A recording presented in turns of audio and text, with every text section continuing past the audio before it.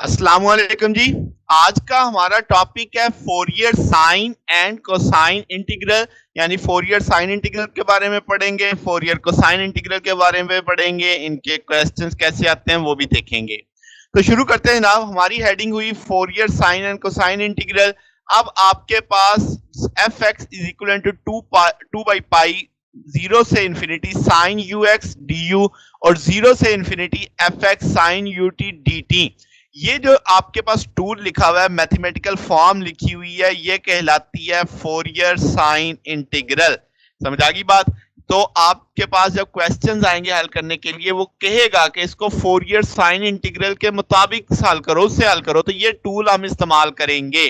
ठीक है, sine you x D U और F X sine you T into D T आ जाएगा। तो इसी तरीके से आपके पास जो F X two by pi आपके पास जीरो से infinity cos you x D U और जीरो से infinity F X cos U T D T, तो ये टूल कहलाएगा फोरियर कोसाइन इंटीग्रल।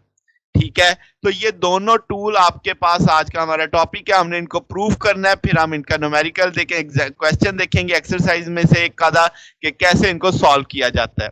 तो शुरू करते हैं जनाब। लेट्स से हमने फोरियर इंटीग्रल थ्योरम पढ़ा, लास्ट लेक्चर हमारे पास था। तो एफ एक्स बराबर था किसके, 1 ओवर पाई जीरो से इन्फिनिटी माइनस इन्फिनिटी से positive infinity F T cos U t minus x D T D you. ठीक है, इसे मैंने फोरियर इंटीग्रल थ्योरम का। अब इसमें से cos u t minus x को अगर मैं अलग करके समझूं, तो क्या आप इसे cos u t minus you x कह सकते हो? u अंदर जरब खा जाएगा, तो cos u t cos u x sine you t sine you x लिखा जा सकता है। तो ये वैल्यू लेके मैं इक्वेशन 1 में वापस जाता हूं और ये वैल्यू प्लेस कर दी मैंने, यहाँ पे उसका कलर चेंज करके आपको दिखा दिया कि भाई आपने cos u t minus x की वैल्यू यहाँ पे प्लेस की है। अब चूंकि बीच में प्लस का साइन आ गया तो हम टर्म बाय टर्म अलग कर देते हैं। एक हिस्से में cos u t u x आ जाएगा, एक हिस्से में sin u t sin u x dt आ जाएगा। तो वो इसी तरीके से मैंने अलग अलग टर्म कर दी। ठीक होगी बात? तो अब आपके पास इस तरीके से अब दो टर्म्स बन चुकी हैं, F X 1 over pi zero से infinity minus infinity to infinity F T cos you x D T D U, और इसी तरीके से 1 ओवर पाई जीरो से इन्फिनिटी माइनस इन्फिनिटी से positive infinity F T U sine you x D T D U. अब आपके पास अगर function F T odd होता है, का मतलब एफ टी और यू टी जो होगा वो ऑड हो जाएगा, क्योंकि कॉस तो इवन फंक्शन है ना, इवन जब ऑड से जरब खाएगा तो जवाब तो ऑड ही आना है। और हम जानते हैं जब ऑड आ जाए तो आपके पास डीसी टर्म जीरो हो जाती है। तो अब आपके पास जो इक्वेशन 2 है, अगर आप इसमें देखो तो ऑड टर्म का आपके पास माइनस इन्फिनिटी से पॉजिटिव इन्फिनिटी वाले का जो आंसर आएगा जीरो आ जाएगा, तो होल फैक्टर जीरो हो जाएगा, तो कॉस वाली टर्म खत्म हो जाएगी। रिमेनिंग टर्म कौन सी बचेगी, 1 ओवर पाई जीरो से infinity minus infinity to positive infinity F T sine you x D T D u. तो आपने उसे सिर्फ लिख दिया, कॉस वाली टर्म को जीरो कर दिया है। समझ आ गई बात? तो ये आगे मैंने उसकी लॉजिक भी बता दी है कि आपके पास ये टर्म क्या होती है, जीरो होती है। कब? जब फंक्शन क्या हो जाता है, ऑड हो जाता है आपके पास। अब जनाबे वाला आपके पास क्या है कि यहाँ पे जो एफ टी है, ये अब आपके पास माइनस इन्फिनिटी से इन्फिनिटी वाला इंटीग्रल इसके साथ आएगा। जो शुरू वाला इंटीग्रल है वो डी यू के साथ है।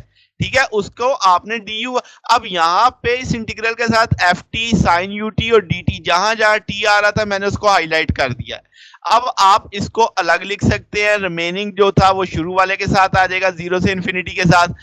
अब आप डेफिनेट इंटीग्रल की एक जानते हैं कि अगर माइनस इन्फिनिटी से पॉजिटिव इन्फिनिटी सिमेट्रिक हो तो अब जीरो से सी और आपके पास 2 उसका मल्टीपल आ जाएगा। तो यहां पे देखो तो माइनस इन्फिनिटी से पॉजिटिव इन्फिनिटी है, अगर मैं इसे जीरो से इन्फिनिटी कर दूं और 2 से बाहर ले जाऊं तो क्या आपके पास टूल बन जाएगा, F X 2 by pi zero से infinity sine you x D U zero से infinity F T sine U T D T. तो ये चीज आपकी क्या कहलाएगी, साइन फोरियर साइन इंटीग्रल।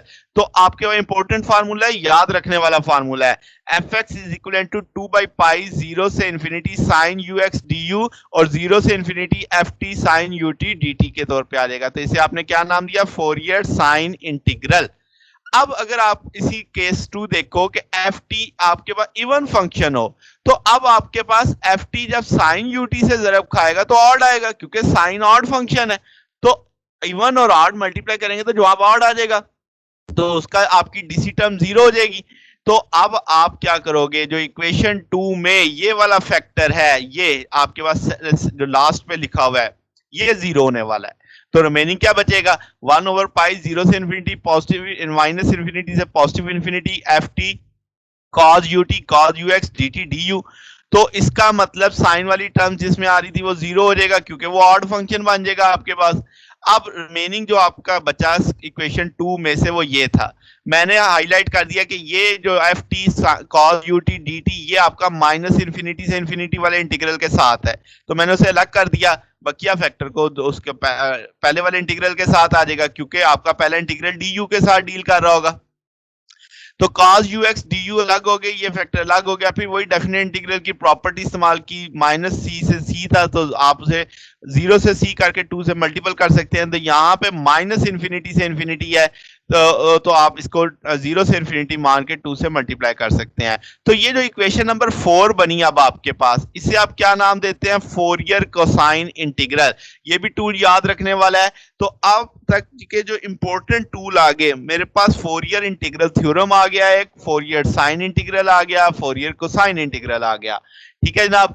अब एक क्वेश्चन से समझते हैं ये इसका क्वेश्चन आएगा कैसे। लेट्स से वो मुझे कहेगा कि फाइंड फोरियर साइन इंटीग्रल, कैसे, एफ एक्स ई की पावर माइनस बीटा एक्स और बीटा ग्रेटर देन जीरो है। ठीक है, तो वो कहता है शो करो कि पाई बाई 2 ई की पावर माइनस बीटा एक्स बराबर होगा जीरो से infinity u sine you x b square plus u square d u के।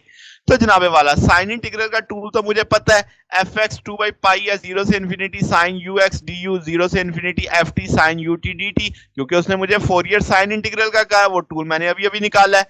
तो अब आपके पास जो एफ एक्स है वो क्या है, ई की पावर माइनस बीटा एक्स। तो देखो एफ एक्स की जगह ई की पावर माइनस बीटा है, एक्स आ गया, यहाँ पे एफ एक्स नहीं है एफ टी है। तो इसका अगर मैं एफ टी करूंगा तो ई की पावर माइनस बीटा टी हो जाएगा, तो वो वैल्यू आपने यहाँ पे प्लेस कर दी, तो एफ एक्स की वैल्यू लग गई, एफ टी की वैल्यू लग गई। ओके हो गया। अब आप जरा ये वाले इंटीग्रल को देखो जो जीरो से इन्फिनिटी ई की power minus beta t sine U T D t है। आपने इसी तरीके से मैथ में एक टूल याद किया हुआ है, जीरो से इन्फिनिटी ई की power A X sine B X D X है। तो आप इसे कैसे लिख सकते हैं, ई की power A X A square plus B square A sine B X minus B cos B X के तौर पे। तो अब आप समझ सकते हैं कि ई के ऊपर जो चीज है वो ए का रोल अदा कर रही है, साइन के साथ जो चीज है वो बी का रोल अदा कर रही है। तो यहाँ पे अगर आप देखो तो ए का रोल कौन अदा करेगा, बीटा, बल्कि माइनस बीटा, और बी का रोल कौन अदा करेगा, यू। तो आपने उसी तरीके से लिख दिया कि भाई आपके पास शुरू का इंटीग्रल तो वही आएगा 2/पाई जीरो से infinity sine you x D u के तौर पे, और अगले इंटीग्रल का आपने जवाब लिख दिया, ई की पावर माइनस बीटा टी के तौर पे आ जाएगा, नीचे आ जाएगा beta square plus u square और minus beta sine you t minus u cos you x के तौर पे। और इसकी जाहिर सी बात है लिमिट जीरो से इन्फिनिटी चल रही है, तो जब आप बाउंड्री कंडीशन लगा देंगे तो आपके पास क्या आ जाएगा, जीरो बच जाएगा, क्योंकि ई की पावर जीरो इन्फिनिटी जीरो पे चला जाएगा। तो बकिया क्या इधर बचेगा, u over b square plus beta square plus u square. अब इसको अगर मैं इधर मल्टीप्लाई करता हूं तो अल्टीमेटली आपके पास साइन यू एक्स यू से मल्टीप्लाई कर देगा, नीचे ये डिवाइडिंग फैक्टर में आ जाएगा beta square plus u square. तो अब ये चीज बन गई, अगर 2/पाई को क्रॉस कर देते हैं तो ये पाई बाई 2 उस तरफ चला जाएगा, ई की पावर माइनस बीटा एक्स आ जाएगा, जीरो से infinity u sine you x over beta square plus u square d u आ जाएगा। तो यही चीज तो उसने मुझे कहा था वैल्यूएट करने को, अगर आप देखें कि ये चीज शो करो तो वही चीज हमने शो कर दी। तो इस तरीके से इसके क्वेश्चंस हल होंगे। ठीक होगी बात। तो ये हमारा आज का टॉपिक था जिसमें हमने फोरियर साइन इंटीग्रल के बारे में पढ़ा, फोरियर कोसाइन इंटीग्रल के बारे में पढ़ा। आने वाले दिन में हम फोरियर एक्सपोनेंशियल इंटीग्रल के बारे में देखेंगे, फिर हम फोरियर ट्रांसफॉर्म के ऊपर जा पाएंगे। ठीक है ना। तो ये हमारा आज का टॉपिक था। अगर आपको इसमें कोई बात पूछनी हो, कोई डाउट हो तो नीचे कमेंट्स में पूछ सकते हैं। वीडियो अच्छी लगी हो तो वीडियो को लाइक कीजिएगा, दोस्तों के साथ शेयर कीजिएगा, चैनल को भी सब्सक्राइब कर दीजिएगा। अब तक के लिए इतने, बाकी इंशाल्लाह फिर नेक्स्ट देखेंगे। ओके, अल्लाह हाफिज।